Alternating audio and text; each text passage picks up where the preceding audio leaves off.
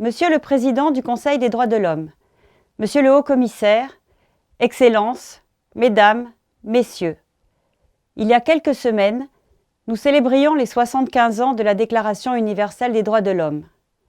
À cette occasion, nous avons réitéré notre attachement collectif aux valeurs et aux idéaux qu'elle incarne et réaffirmé l'universalité et l'indivisibilité de tous les droits de l'homme. Or, dans le même temps, des parties du monde s'embrasent et s'enfoncent dans des cycles de violence et de destruction dont on peine à entrevoir l'issue.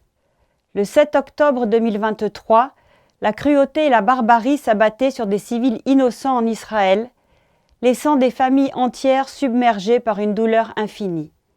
La principauté de Monaco condamne sans réserve les attaques du 7 octobre, mais elle est également extrêmement préoccupée par la situation humanitaire qui prévaut actuellement dans la bande de Gaza. Dans ce contexte, je ne peux que rappeler la position de mon pays en faveur du respect du droit international humanitaire et des droits de l'homme et d'une solution politique conforme au droit international, à la Charte des Nations Unies et aux résolutions pertinentes de l'Assemblée générale et du Conseil de sécurité. Excellences, Mesdames, Messieurs, intervenant devant ce Conseil l'an dernier, j'avais exprimé l'inquiétude de mon pays face à l'énoncé des violations des droits de l'homme commises dans le cadre de la guerre en Ukraine. Malheureusement, la situation n'a guère évolué. C'est la raison pour laquelle la délégation monégasque soutiendra, lors de cette session, le renouvellement du mandat de la commission chargée d'enquêter sur ces violations et dont les travaux auront une importance cruciale dans l'établissement des faits et des responsabilités. Excellences, Mesdames, Messieurs, les situations que je viens d'évoquer sont particulièrement préoccupantes. Mais les droits de l'homme sont malheureusement mis à mal dans de nombreuses autres régions du monde.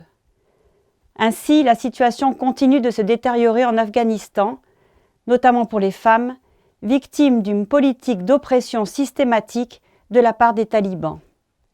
Elles demeurent ainsi privées de leur droit à l'éducation, de leur liberté de mouvement et de leur droit à exercer l'activité de leur choix.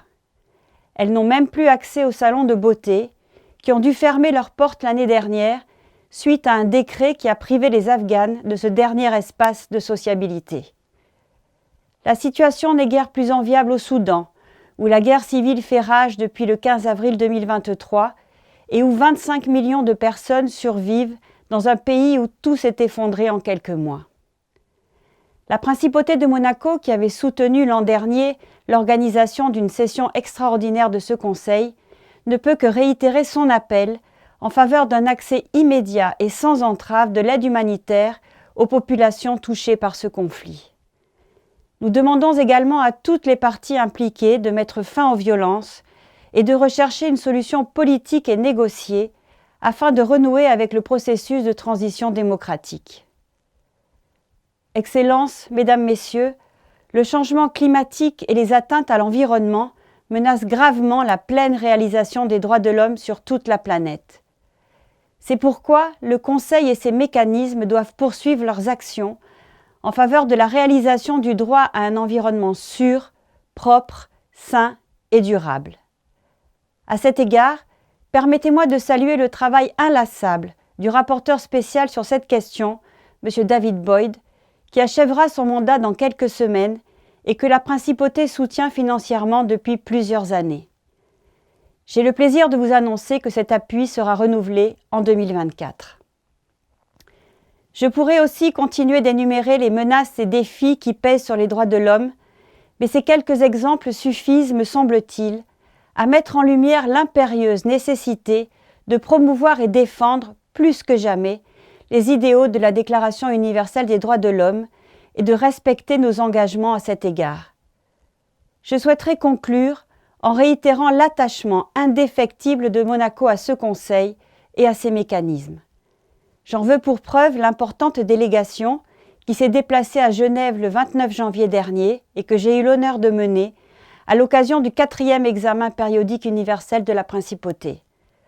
Le gouvernement princier ne ménagera pas ses efforts pour mettre en œuvre les recommandations qu'il a acceptées. Excellences, Mesdames et Messieurs, Je souhaite un plein succès aux travaux de cette 55e session du Conseil des droits de l'homme et vous assure du total engagement de la délégation monégasque à cette fin. Je vous remercie de votre attention.